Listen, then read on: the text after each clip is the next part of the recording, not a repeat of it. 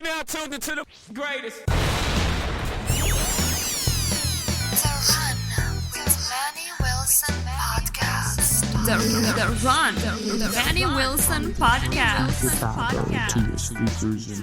The best sports podcast there is. Yes, sir. What's up, everybody? Welcome back to The Run with me, Manny Wilson, all the way from Detroit to Chicago to your speakers and headphones.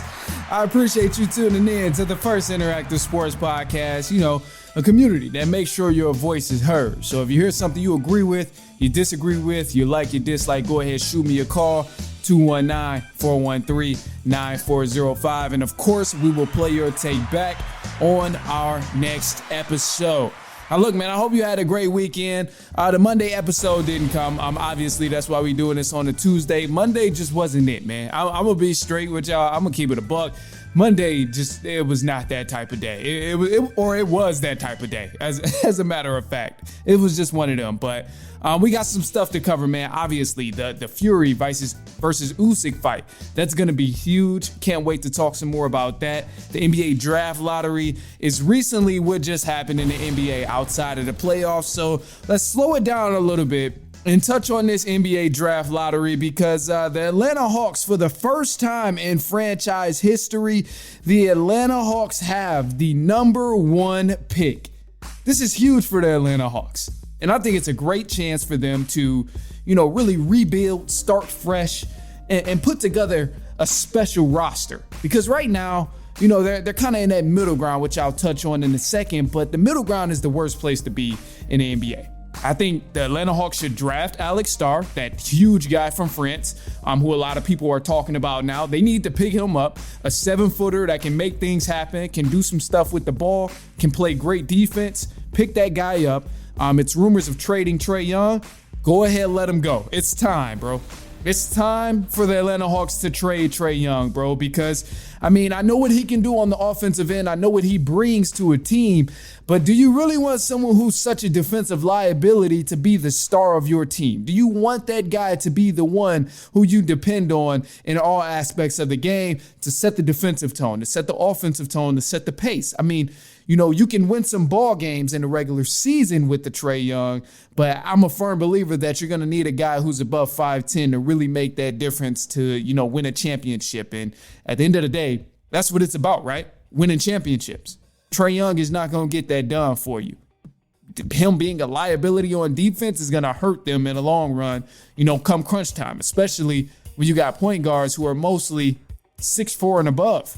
Got a lot of great talented guys that can play both sides of the ball, and Trae Young just being a smaller guard, it's hard, man. And I know, with the Atlanta Hawks team, it was a lot of injuries, so we didn't get to see them at full strength this year. They got a new coach and stuff in the middle of the season. It was a lot of stuff going on for the Hawks, and I'll honor that.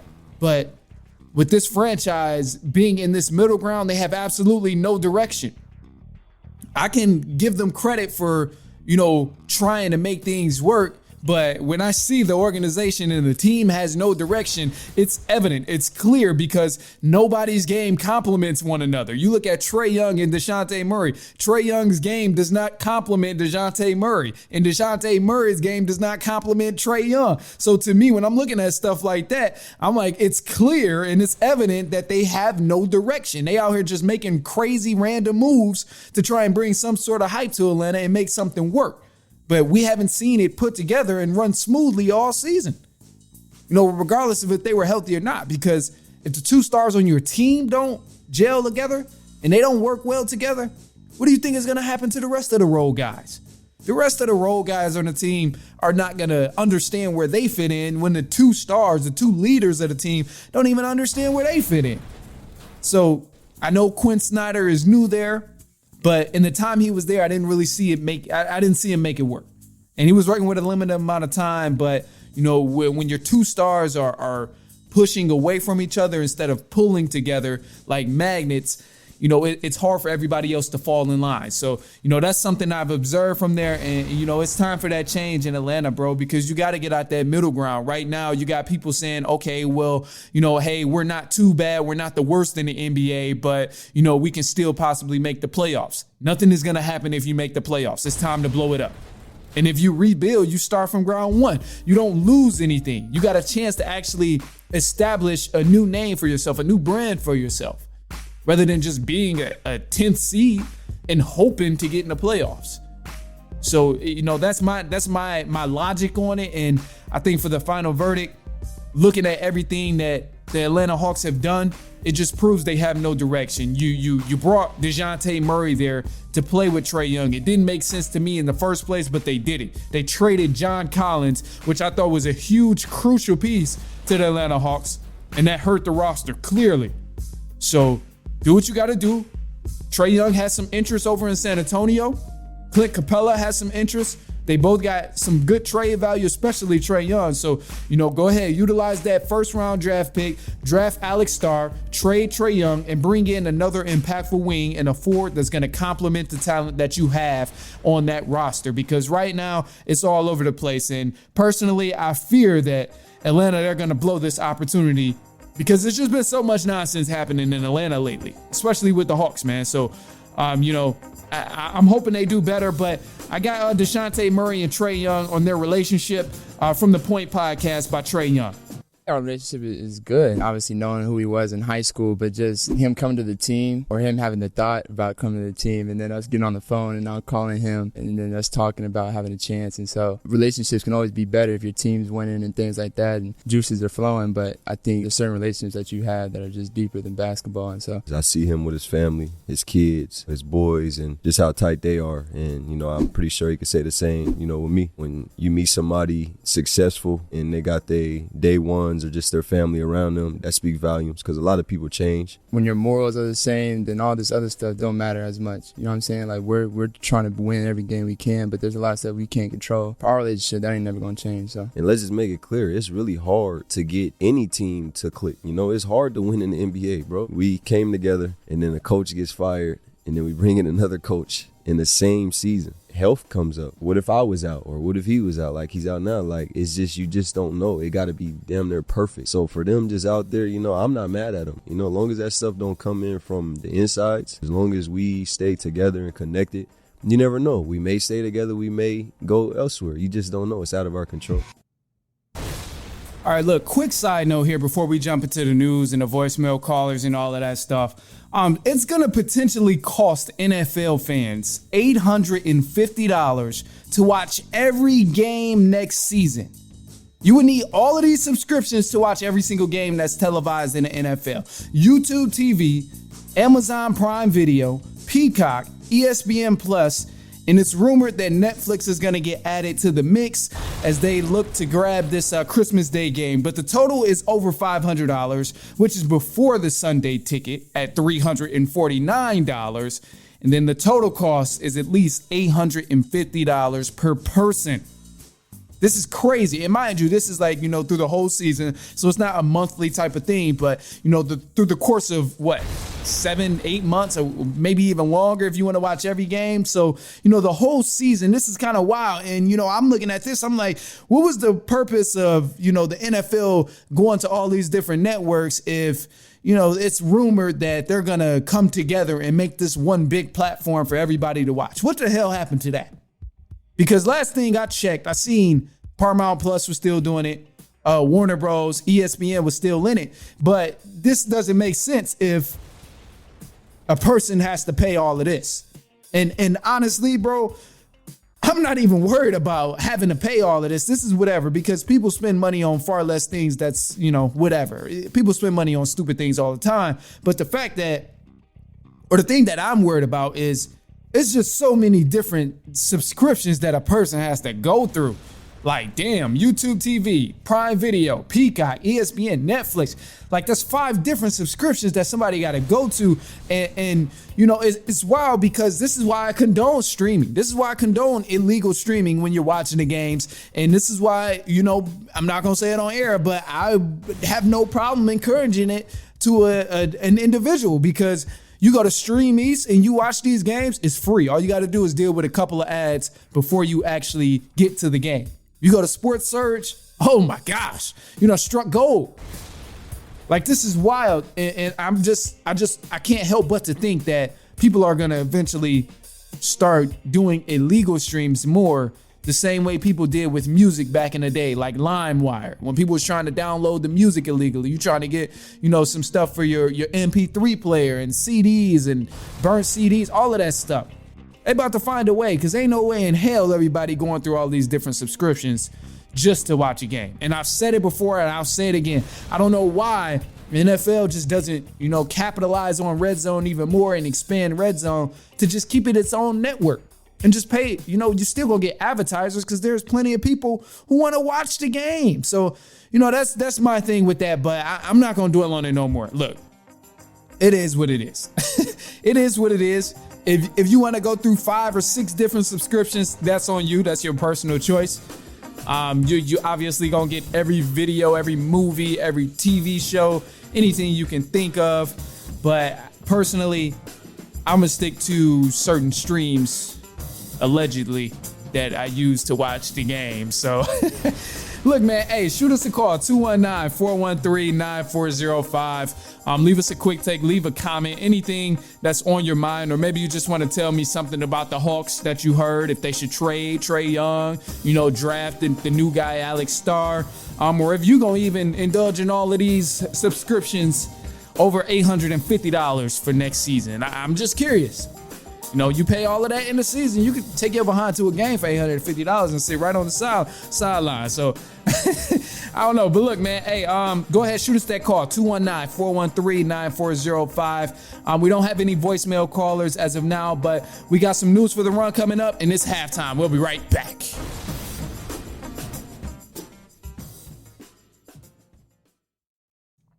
I don't know if you can hear it, but man, my voice was cracking toward the end of that. Yeah, man, I ain't got my tea today right now. I ain't got my tea, and I'm gonna try and get it. It's not really the same effect when I don't have my tea with me, and I'm doing this part here. I'm just drinking water right now, but I gotta, get my tea game up this past week. I hope y'all had a great weekend first and foremost, but I'm gonna settle down for a second. Those who are listening for the first time, this is sometimes what we do. It's not an every episode thing, but we just slow down just a little bit, really to catch my breath and reset, renew the focus. Hope you had a great weekend, though. I had a great weekend, man. I've been reading this book. It's called Bad Monkeys. It's a fiction book. It's pretty dope, though. Been doing that. I've been really jumping in on tea. This chai, I tried a Starbucks chai latte with lavender foam. It was off the chain, man. I'm not even a Starbucks person, but I was just out here trying stuff like LeBron in Game 7. Like, it was, it was kind of crazy. The Gambino, he released the album, Childish Gambino. Took a listen to his album a little bit. I thought it was dope. It's definitely some different type of sound. So if you choose to listen to it, have an open mind, because it's not the usual. I can guarantee you one thing, and you won't hear many albums or many artists that sound this way. And that's personally why I think it's dope, and that's why I like it so far. I know Gunna also released the album. I haven't listened to Gunna yet, but I plan on it. I'm not a huge Gunna fan or nothing like that, but he has my respect, because he's doing his thing. He has my respect. So those just a couple things. I ain't gonna keep y'all too much longer. I know y'all here for the news and all of that. So, we're just taking a quick second. Taking a quick break. Needed a second to reset. So let's do that. And then we got some news coming up. I'm about to jump into the news now. Get my last little sip of water. All right, and news for the run. Apple is currently working on a movie about Formula One racing. The cast is said to have Brad Pitt, Damson Idris, with directors from the film Top Gun Maverick. The great Formula One driver Lewis Hamilton is credited as the producer of this film as well. And as of right now, there's no set release date on when the film will release or when it's set to premiere, but I'll try and keep you guys as updated as possible on that as I unlock new information about the film. And in the WNBA expansions plan is coming along. Golden State will be the next city of the WNBA's 13th basketball franchise, and it's expected they'll play their first game by 2025. The city of Toronto will also join the WNBA as the 14th franchise to join the league, and the Toronto team is set to begin play by 2026. Now, multiple sources such as The Athletic, ESPN, and more have confirmed these changes, but the WNBA's official announcement with more details is expected on May 23rd. Here's Commissioner Kathy Elgenbert saying she's confident the WNBA will be at 16 teams by 2028. Our plan and goal is to get to 16 teams in the next few years. So we're at 13 with the Golden State team. Our plan is to get 3 more in the next few years. We're talking to a lot of different cities. I think I've thrown out names before. It's complex because you need arena and practice facility and player housing and all the things. You need committed long-term ownership groups. And so the nice thing is we're getting a lot of calls. We continue to engage with cities. I'll throw some of those out there because I've already thrown them out there. We continue to engage with cities like Philadelphia and Toronto and Portland and Denver and Nashville and South Florida and probably forgetting one. But those are the cities we're talking to. But I mean, just last week we got 2 calls from 2 other cities, and these can either take a very long time to negotiate or can happen pretty quickly if you find the right ownership group with the right arena situation. So we're on our way to 16. That will add 48 roster spots in just a couple of years. That in a league of 144 is a lot, so that's 30%. And I think it'll be great when we get those done over the next couple years. So 26 is definitely our goal for certainly the next one. And then shortly thereafter, if not then, or the year or 2 after. So by 28, I'd say I feel pretty confident we'll be at 16 teams. Now, the Golden State team, they also released their name earlier today, and they will be called the Golden State Valkyries. So kudos to them, man. I think that's a dope name, especially for a WNBA team, the Golden State Valkyries. Like, yeah, I like that. Anyway, let's move to boxing. Ryan Garcia confirmed his next fight via Instagram Live. He says he'll be fighting Errol Spence at 154 on August 10th at AT&T Stadium. Here's the audio. Was August 10th? August 10th. Cowboy Stadium, AT&T, is it called AT&T? AT&T. AT&T Stadium. And live, bro, it's gonna be crazy. It's gonna go nuts. No cap, this fight is happening, guys. Go share it, do whatever you want to do, bro. It's Ryan Garcia versus Spence. I'm not trolling. I just wanted to come on here to tell y'all I'm really not trolling on this one. I know you guys think 99% of the shit I do is low-key trolling, but this 1%, that's kind of funny. This 1% is true. Like, I'm gonna knock him out. It's gonna be bad, bro.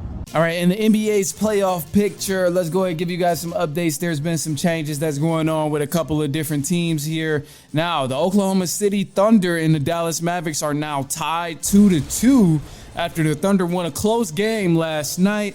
The Timberwolves, they will face the Nuggets later on tonight. That series is tied 2-2 as well. The Boston Celtics and the Cavaliers, that series is kind of going as we expected. The Boston Celtics is leading the Cavaliers 3-1 as of right now, and that next game will happen on Wednesday at 7 p.m. Eastern Standard Time. And then the New York Knicks, they will play the Indiana Pacers later on tonight, and that series is currently tied 2-2. I mentioned early on, I said the Knicks are going to win, but I've seen some great adjustments from the Indiana Pacers, man. And I think that's dope. Just good basketball, watching the coaches make the adjustments, the players make the adjustments. That's what you want to see in playoff basketball. So kudos to the Indiana Pacers for making those adjustments. And now the Detroit Pistons, they're in the news. They recently got the 5th pick in the NBA lottery draft, and it's been announced that the Pistons will be looking to hire the Timberwolves executive Tim Connelly for the president of basketball operations. Now, Connelly is known for putting together the Denver Nuggets team that won a championship in the past few years, as well as this current Minnesota team. So I love what the Pistons are trying to do. I love, the aim that they're going. But one thing that bothers me with the Pistons really quick is, they love finding talent when it's already too late. They wait until you perform your greatest miracle. They wait until you have the best success of your life to be like, oh, we actually see you out there doing your thing. Can you come help us now? Like they are always a step behind in the Pistons, and it never fails, ever. It never fails with the Pistons. And, while I am happy they're not stagnant, because they could very much easily just, let it be and try and stay in the same place and keep whoever they have in the front office and personnel. I'm glad they're not stagnant.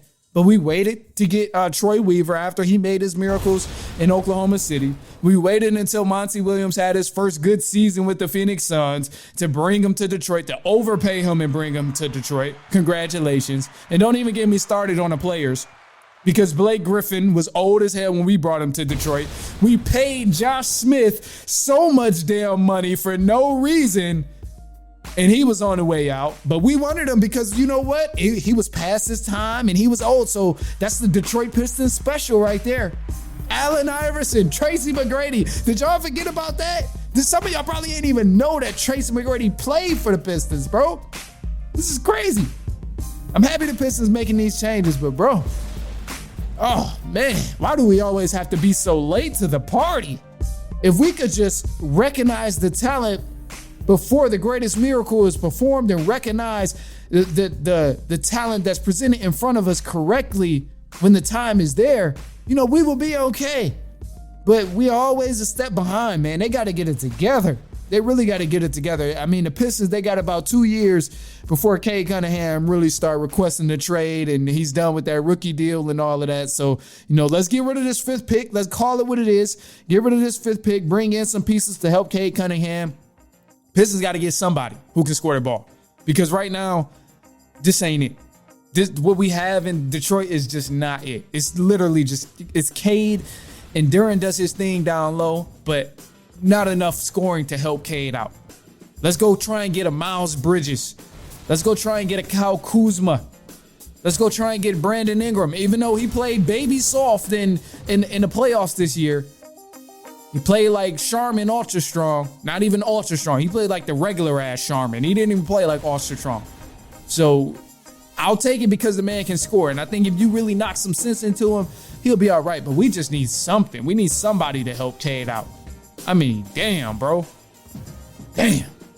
But look, man, I'm not gonna fight with y'all. I'm not gonna get upset about it, even though I already did a little bit. I'm gonna just, lead the fight for what it is. We got the big fight going on. The big dogs is happening. This is a huge fight. Oleksandr Usyk and Tyson Fury this upcoming Saturday. This is huge, man. This is the first heavyweight title fight since 1999. And we're getting an undisputed heavyweight world title fight happening this Saturday. This is going to be nice. I'm loving the fighters that's in this matchup, because I've been waiting for a big heavyweight fight. And this one here between Usyk and Fury, it's going to go the distance. I think these guys are definitely going to live up to the hype that this fight has. And I'm siding with Oleksandr Usyk. I think Usyk is going to win. And I know he's kind of an underdog because people are thinking that he's the smaller guy. He's quicker. But that's the thing. He's going to use that to his advantage. Usyk is smaller. He's quicker. And he still hits like a heavyweight. So if I'm looking at this fight, I'm thinking of a strategy of having Usyk, get in tight, stay close, and inflict pain on Tyson Fury as much as he can throughout the fight.